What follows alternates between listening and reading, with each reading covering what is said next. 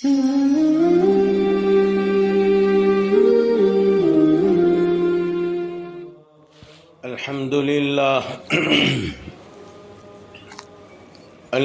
لله نحمده ونستعينه ونستغفره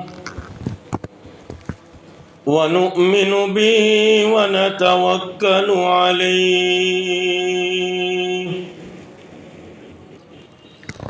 ونعوذ بالله من شرور أنفسنا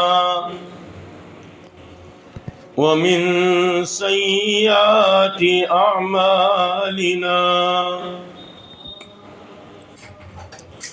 من يهده الله فلا مضل له ومن يضلله فلا هادي له ونشهد أن لا إله إلا الله وحده لا شريك له ونشهد أن سيدنا وسندنا وهادينا ومرشدنا وقائدنا وإمامنا وإمام أنبيائنا محمدا عبده ورسوله الذي أرسل بالحق بشيرا ونذيرا وداعيا إلى الله بإذنه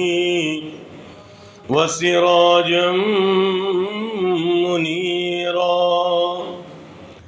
إن الله وملائكته يصلون على النبي يا أيها الذين آمنوا صلوا عليه وسلموا تسليما اللهم صل وسلم وبارك على آل سيدنا محمد وبارك وسلم. قابل احترام عزیز دوستو اور بزرگوں اور سننے والی دینی مائیں اور بہنیں، اللہ رب العزت نے ہم انسانوں پر یہ احسان و فضل فرمایا کہ اللہ رب العزت نے ہم تمام کو دین اسلام کی دولت عطا فرمائی. یہ بڑی دولت اللہ رب العزت نے اپنے فضل سے عطا فرمائی. مجھے اور آپ کو اس دین کو اپنی زندگی میں لانے کے لیے طلب پیدا کرنے کی ضرورت ہے، اس لیے کہ اللہ رب العزت جب کسی بندے کو کوئی چیز دینا چاہتے ہیں تو سب سے پہلے اس کو طلب عطا فرماتے ہیں. طلب یہ بہت بڑی چیز ہے. جس آدمی میں طلب پیدا ہوتی ہے، یوں کہا جاتا ہے کہ اگر کچھ دینا نہ چاہتے تو طلب بھی نہ دیتے. یہ اس وقت ہم جو جمع ہیں یہ بتلاتا ہے کہ یہ طلب اللہ رب العزت نے عطا فرمائی ہے تاکہ اس طلب کے ذریعے سے اللہ تعالیٰ بندوں کو نواز دے. تو یہ اللہ نے طلب دی ہے، ہم اس پر اللہ کا شکر ادا کریں کہ اللہ نے مجھے اور آپ کو طلب دی اور اپنے گھر میں جمع فرما دیا. کروڑ ہاں کروڑ انسان ہیں جن کو اللہ رب العزت نے طلب عطا نہیں فرمائی تو وہ اس وقت رمضان جیسے مبارک مہینے میں اور ایسی مبارک رات میں بھی اللہ کے گھر میں نہیں ہیں. تو اللہ نے طلب دی، یہ بہت بڑی دولت ہے، اس کی میں اور آپ قدر کریں. طلب یہ بہت بڑی چیز ہے. جب آدمی میں طلب پیدا ہوتی ہے تو اللہ تعالیٰ اس کو ہدایت نصیب فرماتے ہیں. جس میں طلب اور محبت نہیں ہوتی اس کو پھر اللہ رب العزت کوئی چیز عطا نہیں فرماتے۔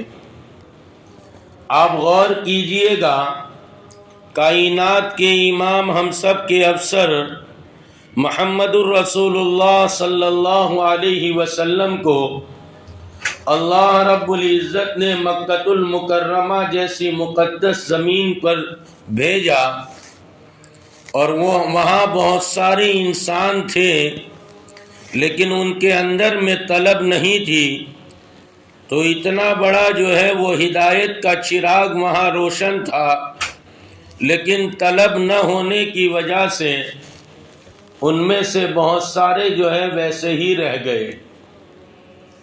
اور جن کو طلب تھی، ایک طالب جو ہے وہ فارس میں پڑا ہوا تھا جس کو سلمان فارسی کہتے ہیں، اس طالب کی کہانی یاد دلائیں، اسی کی زبانی یاد دلائے تو وہ فرماتے ہیں کہ میں فارس میں رہتا تھا اور میرا باپ جو ہے وہ مجوسی تھا۔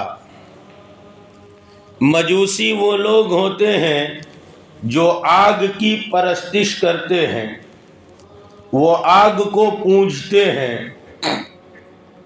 اسی کو اپنا معبود سمجھتے ہیں، اس لیے ان کے یہاں کبھی آگ کو بجھنے نہیں دیا جاتا۔ بھلا عقل سے آدمی کو سوچنا چاہیے، جس کو آدمی خود جلا رہا ہو اسی کو آدمی معبود کہے، اس سے بڑی بے عقلی کیا ہو سکتی؟ جس کو خود اپنے ہاتھوں سے تراشے اسی کو آدمی اپنا معبود سمجھے تو پھر اس سے بڑی بے عقلی کیا ہو سکتی ہے؟ خیر، مجھے ادھر ادھر نہیں جانا۔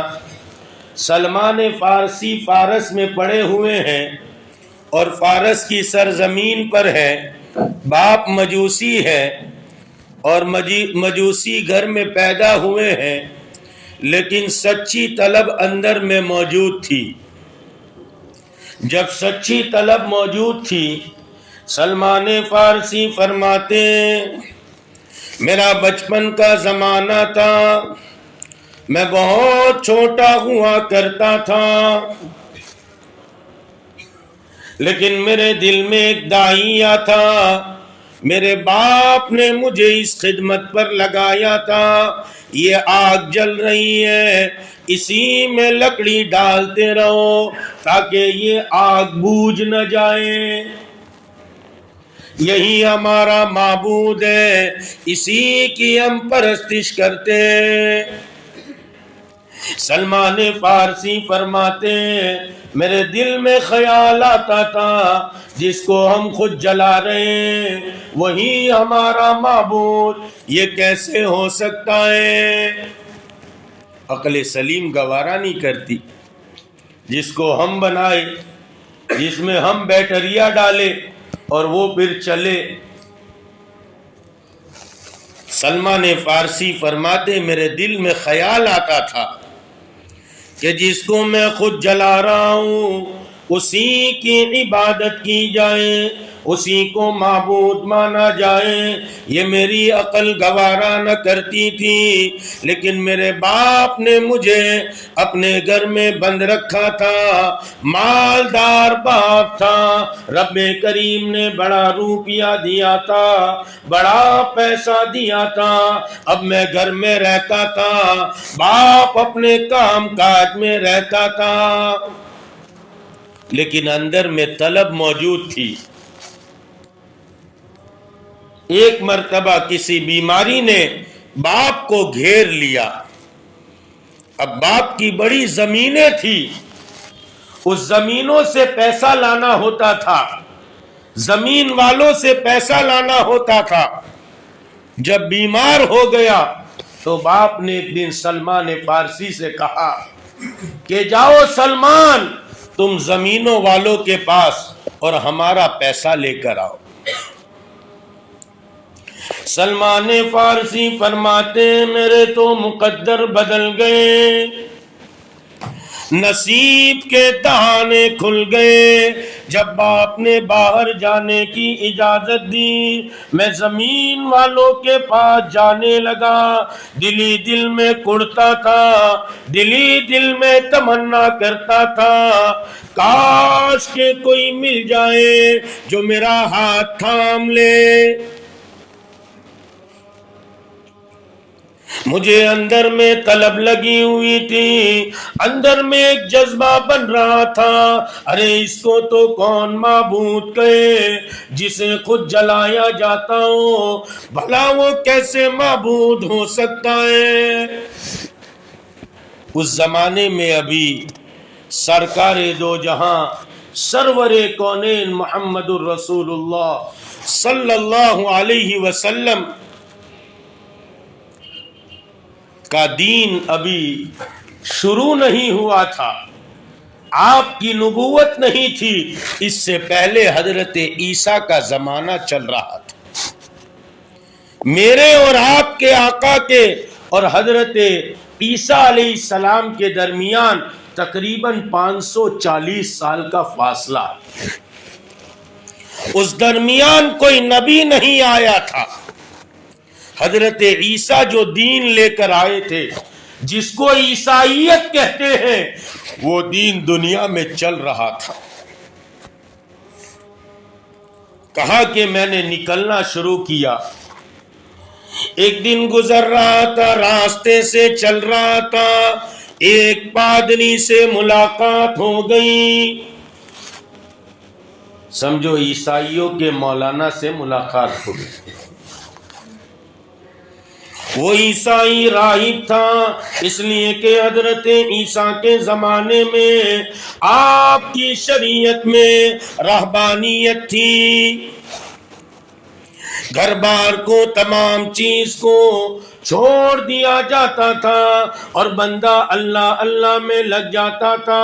اسی کو راہب کہا جاتا ہے, اسی کو رہبانیت کہی جاتی ہے.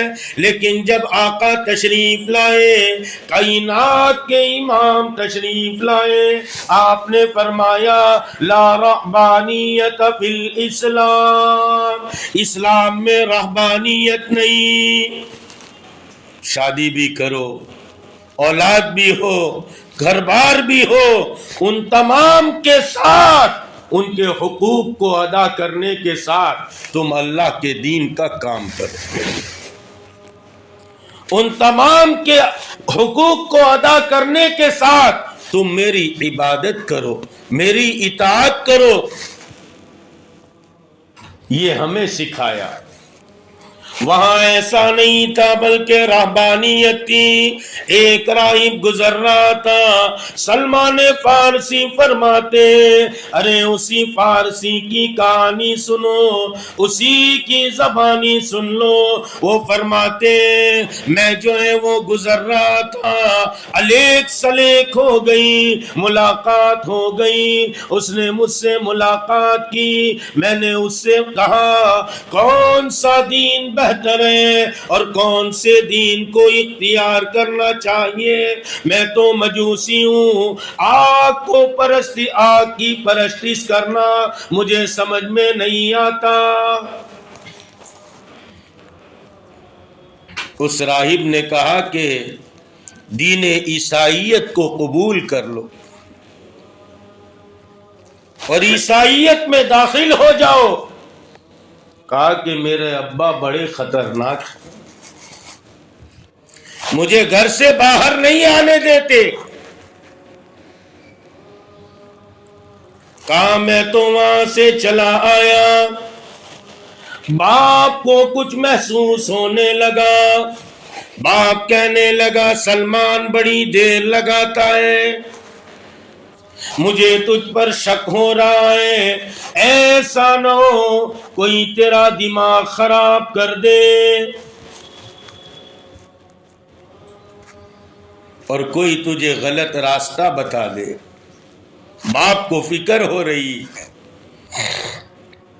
سلمان فارسی نے سمجھ لیا اب آئندہ یہ جانے کا موقع ختم ہو جائے, لیکن باپ بیمار تھا.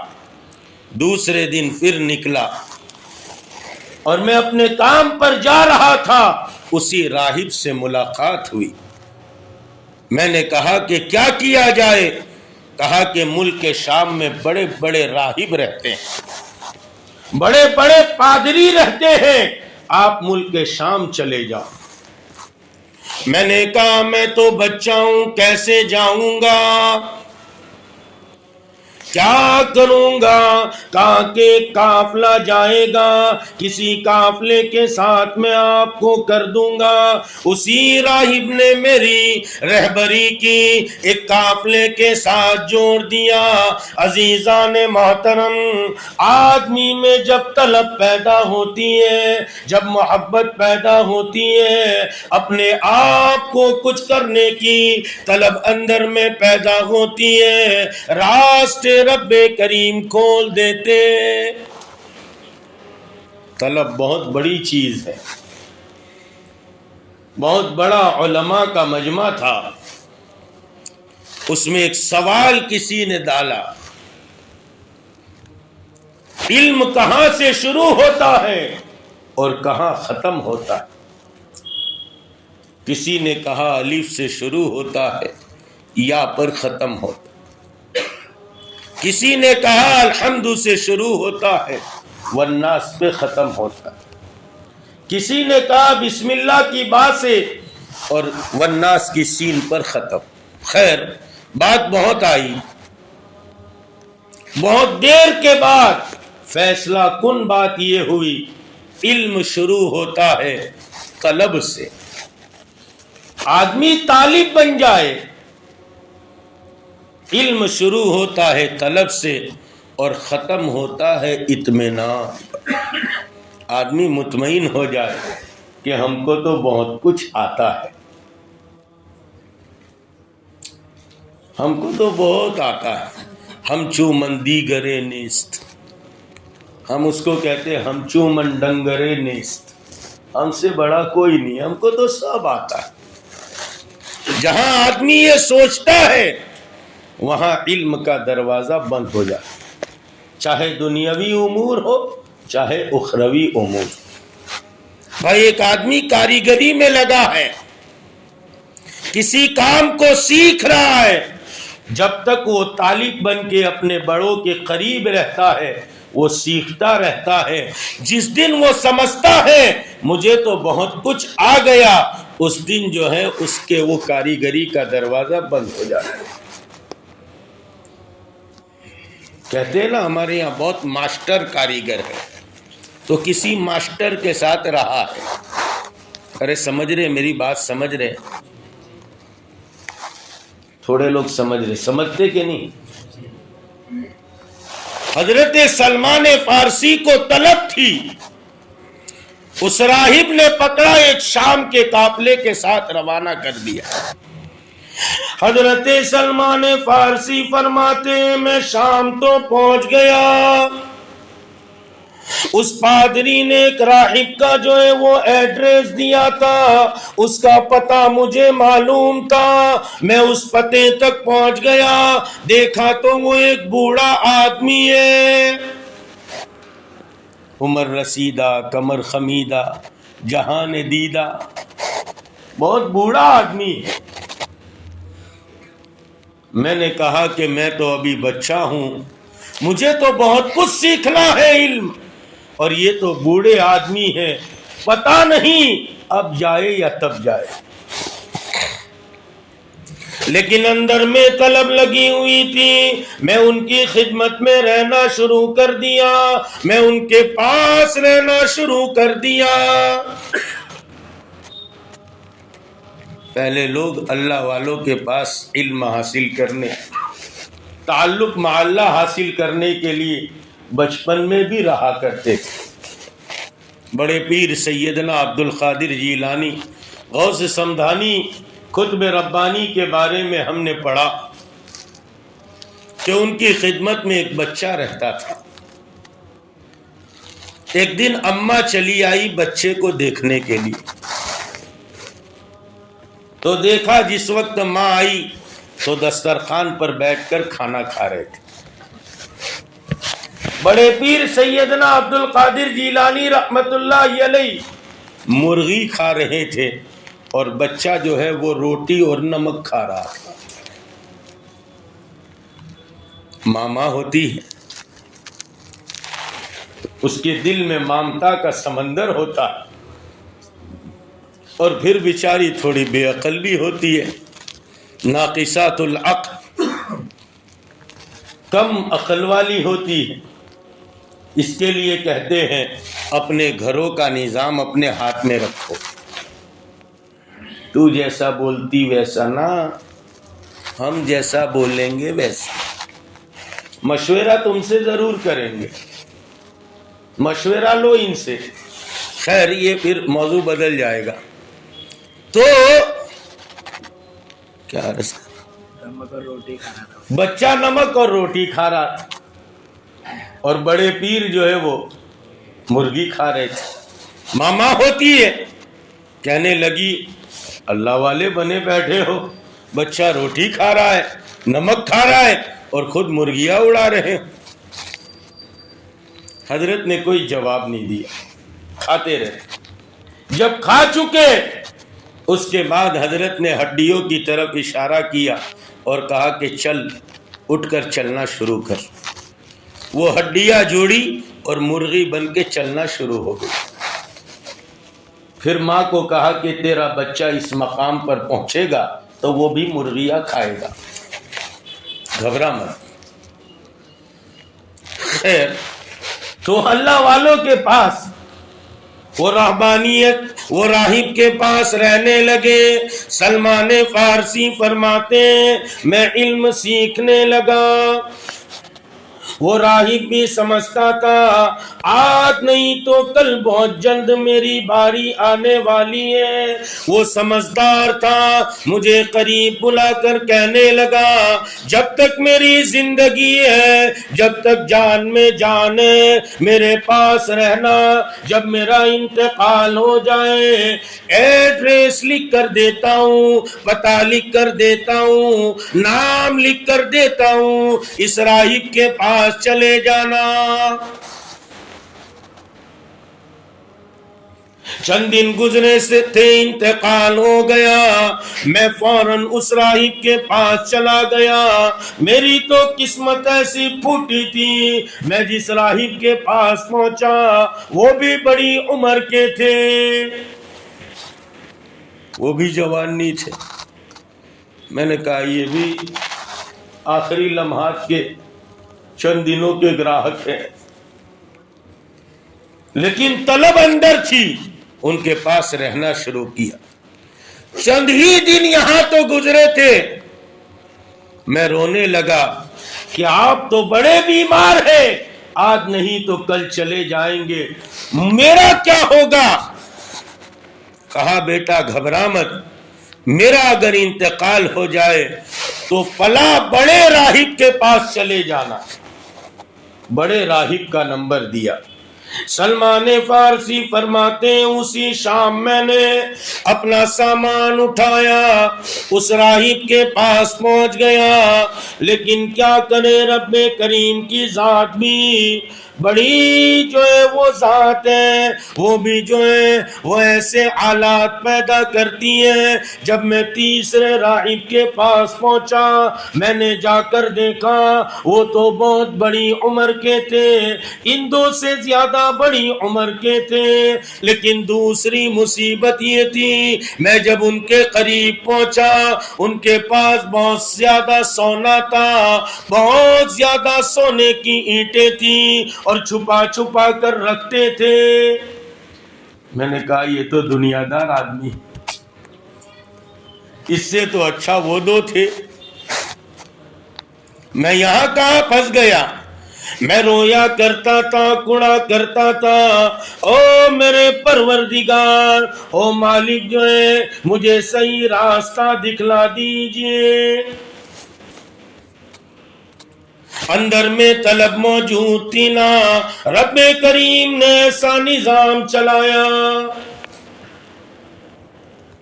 کہ اسی راہب کے پاس ایک قافلہ آیا. وہ قافلہ جو ہے وہ مکۃ المکرمہ کی طرف جا رہا تھا.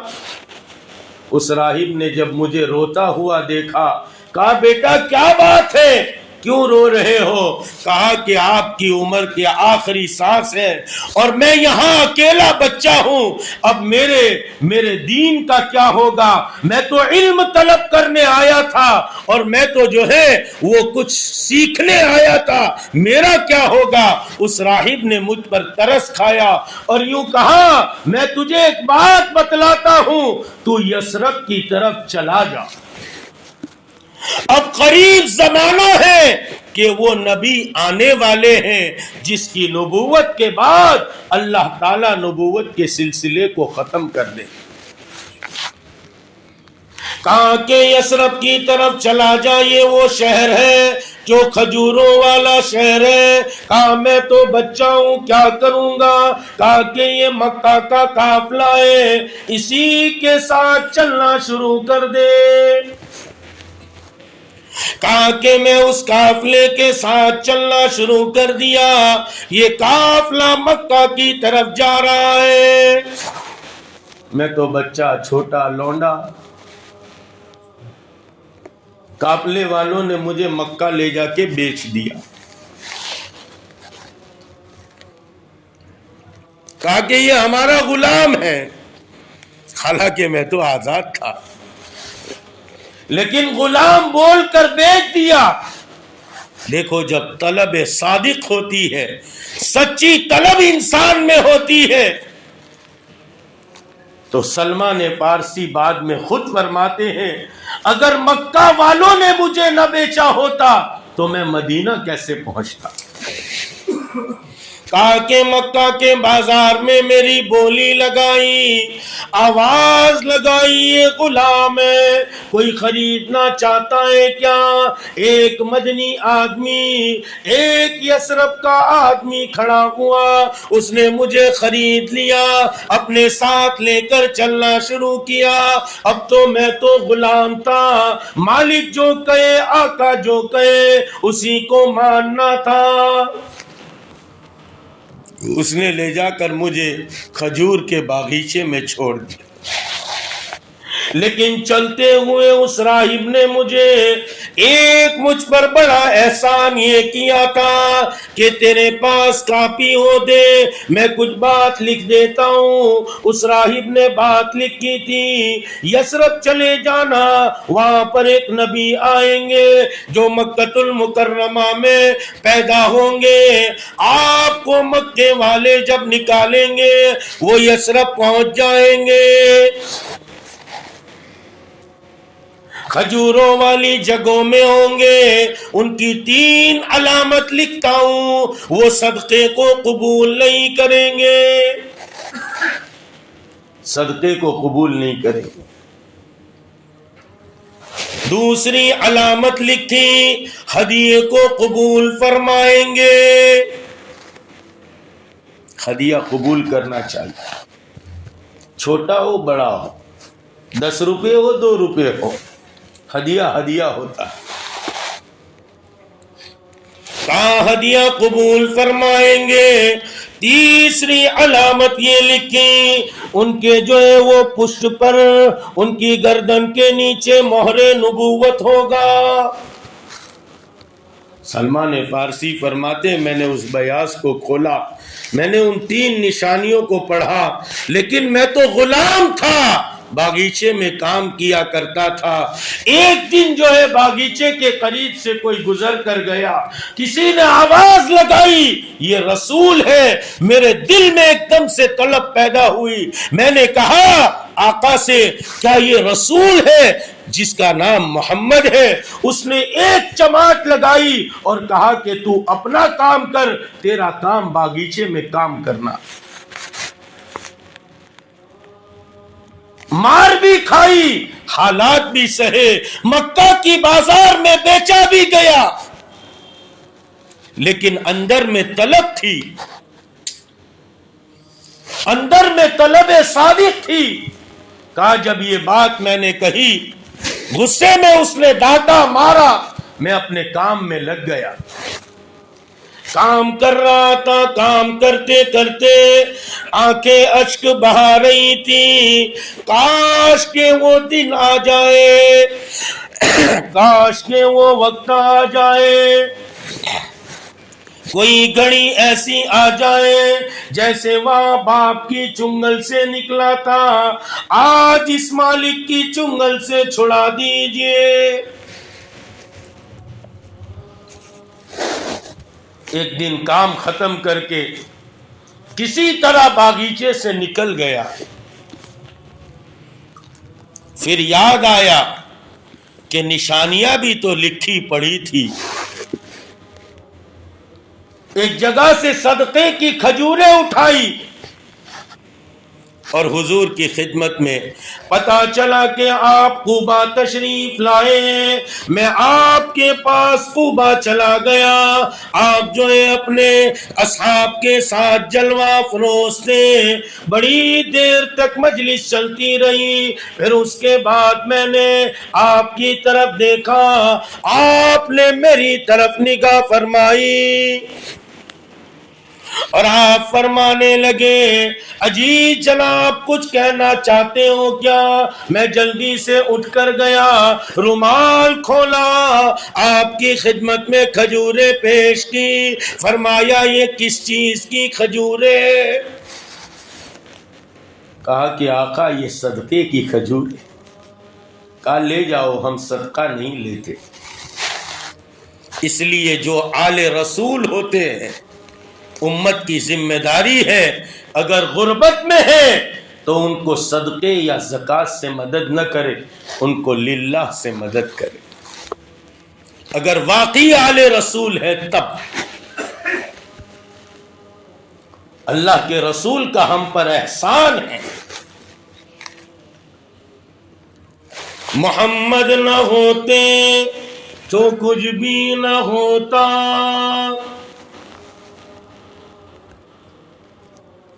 کیوں نہ جانو دل فدا کر دوں، ہم نے آپ کو پا کر تو خدا کو پایا ہے۔ اگر مدنی کریم صلی اللہ علیہ وسلم نہ ہوتے، خیر بات ادھر ادھر ہوگی۔ سلمان فارسی فرماتے جب صدقے کی کھجوریں پیش کی، آپ نے فرمایا ہم صدقہ قبول نہیں کرتے، اسے واپس لے جاؤ۔ سلمان فرماتے میں جلدی سے واپس ہوا، اپنے کام میں لگ گیا، 2-4 دن گزرے تھے، کمائی کی کچھ اور کچھ کھجوریں جمع کی اور آپ کے لیے ہدیتاً لے کر آپ کی مجلس میں پہنچ گیا۔ مجلس ختم ہوئی، میں نے کہا حضرت یہ کھجوریں، کہا کیسی ہے؟ کہا کہ حضرت ہدیے کی۔ آپ نے اسی وقت قبول فرما لی اور یوں فرمایا جب 2 نشانیاں پوری ہو گئی ہیں، آ جا پیچھے کی طرف سلمان، تیسری نشانی بھی پوری کر لے۔ 2 نشانی تو نے پوری کر لی تو تیسری ہم بتا دیتے ہیں۔ آپ نے اپنی کملی ہٹائی، چادر ہٹائی اور انہوں نے دیکھا تو اس پر مہر نبوت تھا۔ آپ نے اس کا بوسہ لیا اور اسی وقت اسلام میں داخل ہو گئے۔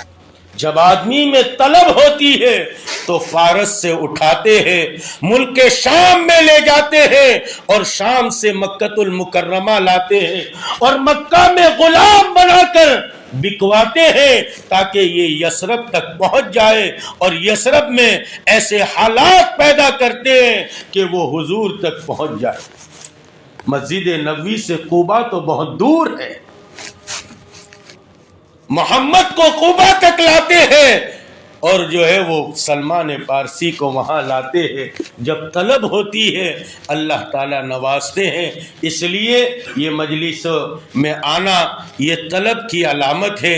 اللہ تعالیٰ ہم کو نوازنا چاہتے ہیں، ہم صحیح طلب کے ساتھ روزانہ آتے رہے۔